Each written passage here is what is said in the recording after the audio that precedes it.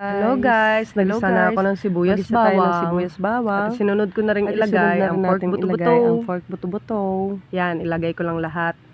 Pasensya na sa mga pusa sa paligid ha. Napakaingay lang nila. Sila ay nagugutom na. Oh, siya yan. Lagay lang lahat-lahat. At malaki lang siya. Patuloy nating haluin.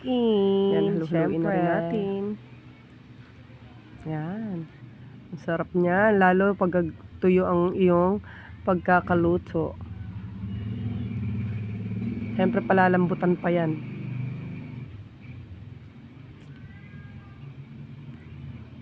Yan. Keep halo-halo lang. Naubo pa nga. Yan. Ayan na siya, 'di ba?